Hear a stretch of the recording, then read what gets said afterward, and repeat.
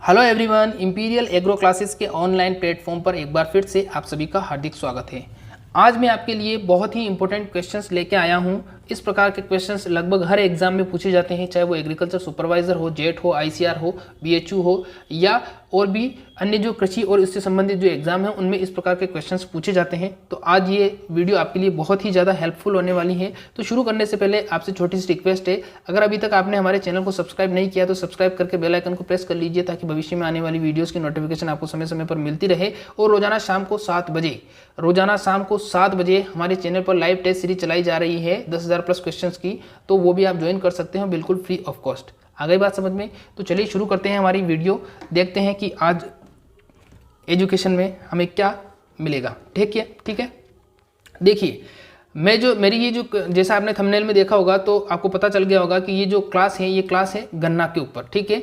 गन्ने में जो मूल्य निर्धारण किया जाता है, वो गन्ने में मूल्य का निर्धारण न्यूनतम समर्थन मूल्य तकनीक से नहीं किया जाता है। आ गई बात समझ में? तो किस तकनीक से किया जाता है उसके बारे में थोड़ा डिस्कस करते हैं। देखिए, गन्ना मूल्य निर्धारण विधि जो है वो थोड़ी सी अलग है।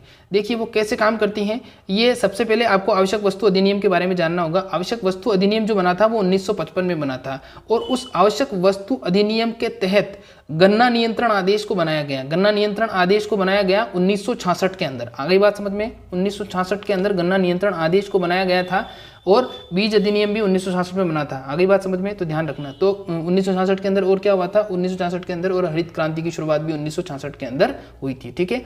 तो गन्ना नियंत्रण आदेश बनाया गया, और गन्ना नियंत्रण आदेश के हिसाब से ही क्या किया जाता है? गन्ने के मूल्य का निर्धारण किया जाता है। आ गई बात समझ में? गन्ने के मूल्य का निर्धारण किया जाता है। लेकिन अभी आपको पूरी बात समझनी है। ठीक है।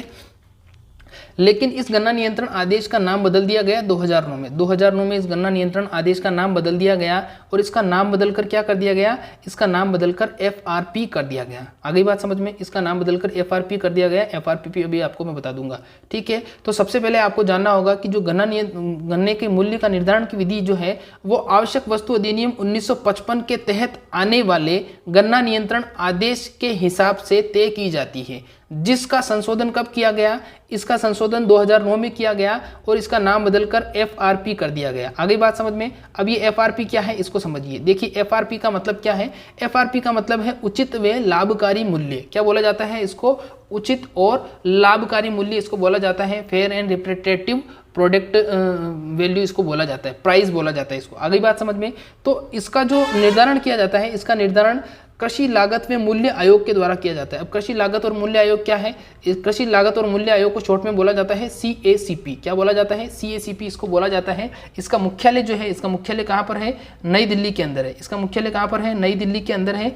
अगर इसके ऊपर पूरी एक वीडियो चाहिए आपको, क्योंकि इससे रिलेटेड क्वेश्चंस हर बार पूछे जाते हैं, तो इसके ऊपर पूरी सेपरेट वीडियो मैंने बना रखी है। इस चैनल के लिंक, इस वीडियो के लिंक में आपको मिल जाएगी, इस वीडियो के डिस्क्रिप्शन बॉक्स में उसका लिंक आपको मिल जाएगा। वो भी छोटी सी 9 मिनट की वीडियो, लेकिन उसके अंदर लगभग मैंने 20 से 25 क्वेश्चंस जो पीछे एग्जाम्स में पूछे गए हैं उनके बारे में मैंने बताया है, तो वो वीडियो भी आप जाके देख सकते हो। आगे बात समझ में? तो गन्ने का जो मूल्य का निर्धारण किया जाता है वो किया जाता है एफआरपी विधि के द्वारा, जिसको उचित व लाभकारी मूल्य विधि बोला जाता है। और इसका ये जो विधि है ये किसके अंदर आती है? ये कृषि लागत व मूल्य आयोग के अंदर आती है, जिसको अपन CACP बोलते हैं, और इसका मुख्यालय नई दिल्ली के अंदर है। कभी कभी इसकी स्थापना भी पूछ ली जाती है, तो ध्यान रखना इसकी स्थापना कब हुई थी? 1965 के अंदर इसकी स्थापना हुई थी। तब इसका नाम ये नहीं था, तब इसका नाम था कृषि लागत मूल्य आयोग था। लेकिन इसका नाम है वो 1985 के समथिंग, कब इसका नाम लगभग 1985 के समथिंग बदल दिया गया, और बदलने के बाद में इसका नया नाम दे दिया गया कृषि लागत व मूल्य आयोग। आ गई बात समझ में? मैं समझाने की ज़्यादा कोशिश करूँगा आपको, तो हो सकता है कि आपको ऐसा लगे कि कुछ ज़्यादा हेवी इन्फॉर्मेशन मिल रही है, तो आपको बस ध्यान से समझना है इसको। ठीक है। अब जो CACP है वो न्यूनतम मूल्य का निर्धारण वर्ष में 2 बार करती है। क्या करती है? ये जो CACP है, ये जो मूल्य का निर्धारण करती है, न्यूनतम समर्थन मूल्य का जो निर्धारण करती है, ये वर्ष में 2 बार करती है। वर्ष में 2 बार कब करती है इसके बारे में थोड़ा देख लेते हैं अपन। देखिए वर्ष में 2 बार कब करती है। देखिए गन्ना मूल्य निर्धारण विधि के अंतर्गत अपन पढ़ रहे हैं समर्थन मूल्य। जो समर्थन मूल्य पढ़ रहे थे उसके अंदर अपन क्या थे, अपन ने बताया कि 2 बार करती है। तो 2 बार कब करती है, 2 बार करती है, एक तो खरीफ की फसलों के लिए और एक रबी की फसलों के लिए। कब करती है, खरीफ की फसलों के लिए करती है और एक करती है रबी की फसलों के लिए। आगे बात समझ में। और हमेशा बुआई से पूर्व इसका निर्धारण किया जाता है। ध्यान रखना, क्वेश्चन आपसे पूछ सकता है, पीछे पूछा भी गया है कि समर्थन मूल्य का निर्धारण किया जाता है बुआई से पहले, बुआई के बाद में, या बुआई के समय, या उपरोक्त सभी कभी भी कर सकते हैं। तो ध्यान रखना कि जो समर्थन मूल्य का निर्धारण किया जाता है वो हमेशा बुआई से पूर्व यानी कि पहले, पूर्व का मतलब बुआई से पहले निर्धारित किया जाता है। आ गई बात समझ में।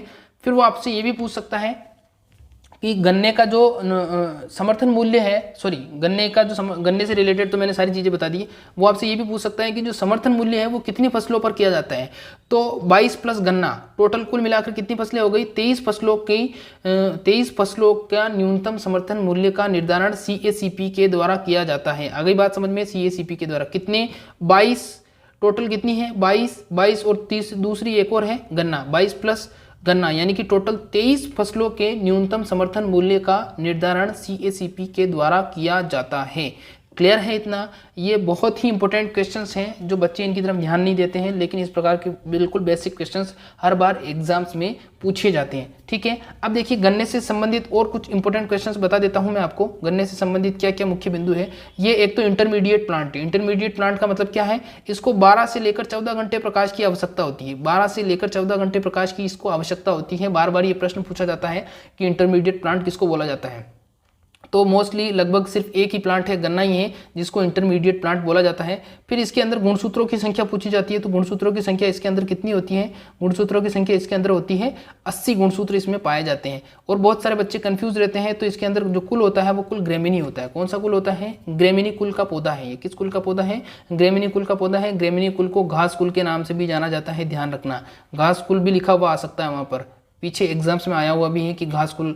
तो ध्यान रखना, ग्रेमिनी नहीं आया, घास कुल आ गया तो एक ही चीज है। ठीक है, अब देखिए एक नोबलीकरण आपको बार बार पढ़ने को मिलता होगा कि नोबलीकरण। तो देखिए नोबलीकरण क्या होता है, गन्ने का जो नोबलीकरण होता है वो क्या चीज है। सबसे पहले तो आपसे पूछ ले कि गन्ने का नोबलीकरण किसने किया था, तो वेंकटरमन ने किया था। ठीक है, CV वेंकटरमन ने गन्ने का नोबलीकरण किया था। अब नोबलीकरण के अंदर था क्या, नोबलीकरण के अंदर कुछ नहीं था। कुछ जो जंगली प्रजातियां थी उन जंगली प्रजातियों के अंदर कुछ विशेषताएं थी। उन विशेषताओं को जो अपनी कल्टीवेटेड प्रजातियां हैं, जो अपनी खेती करने वाली प्रजातियां हैं, उनके साथ में क्या करवाया गया था, उनके साथ में उनका क्रॉस करवाया गया था। और दोनों का क्रॉस करवाने के बाद में जो हमें तीसरी किस्म प्राप्त हुई थी, उनमें जो गुण थे वो सामान्य किस्मों से अच्छे थे। इसी को अपन नोबलीकरण के नाम से जानते हैं। और इसको करने का श्रेय किसको जाता है, वेंकटरमन को जाता है। यानी कि गन्ने पर रिसर्च करके, जंगली प्रजातियों के साथ रिसर्च करके नई किस्में बनाने का श्रेय वेंकटरमन को जाता है। आ गई बात समझ में। अगर पुष्पक्रम की बात करें तो पुष्पक्रम कौन सा होता है, गन्ने का जो पुष्पक्रम होता है वो पुष्पक्रम होता है एरो, और इस एरो के बनने की क्रिया एरोविंग कहलाती है। आ गई बात समझ में। तो पुष्पक्रम को एरो कहते हैं और पुष्पक्रम के बनने की क्रिया को क्या कहते हैं, एरोविंग के नाम से जाना जाता है। ये प्रश्न बार बार पूछे जाते हैं। क्लियर है।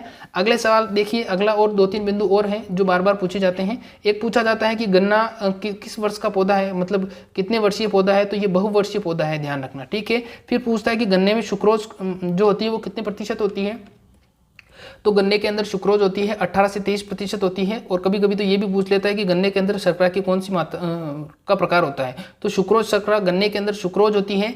और फलों के अंदर फ्रुक्टोज होती है। ध्यान रखना, फलों के अंदर कौन सी होती है, फलों के अंदर होती है फ्रुक्टोज। आ गई बात समझ में, फलों के अंदर फ्रुक्टोज होती है। क्लियर है इतना। अब देखिए एक क्रिया बार बार पूछी जाती है, रेटूनिंग। रेटूनिंग का मतलब क्या होता है, रेटूनिंग का मतलब होता है फसल अवशेष से नई फसल को लेना। फसल अवशेष से नई फसल लेने का मतलब क्या है, जैसे आपने गन्ने की फसल को उगाया, फसल को उगाने के बाद में उस फसल को काट लिया, लेकिन काटने के बाद में भी उसकी जड़ों से वापस से नए पौधे निकल आते हैं और उसी से अपन क्या कर लेते हैं, उसी से अपन उपज प्राप्त कर लेते हैं। इसी क्रिया को अपन क्या कहते हैं, इसी क्रिया को अपन रेटूनिंग के नाम से जानते हैं। विशेषकर ये गन्ने में होती है, गन्ने के अलावा ये बैंगन में भी होती है, बैंगन के अलावा ये कुछ और अन्य फसलों के अंदर भी देखने को मिलती है। आ गई बात समझ में। वेरी इंपॉर्टेंट थी ये क्लास। अगर आपको पसंद आई हो तो प्लीज़ इस चैनल को सब्सक्राइब करना, बेल आइकन को प्रेस करना और वीडियो को लाइक करना और कमेंट करके बताना कि आज की क्लास आपको कैसी लगी। और अगर आपको इसी प्रकार की वीडियोस देखनी है तो रोज़ाना शाम को 7 बजे इंपीरियल एग्रो क्लासेस के ऑफलाइन के ऑनलाइन प्लेटफॉर्म पर रोज़ाना लाइव टेस्ट सीरीज चल रही है 10,000 प्लस क्वेश्चंस की, आप उसको भी ज्वाइन कर सकते हो। तो आज के लिए बस इतना ही। Thank you.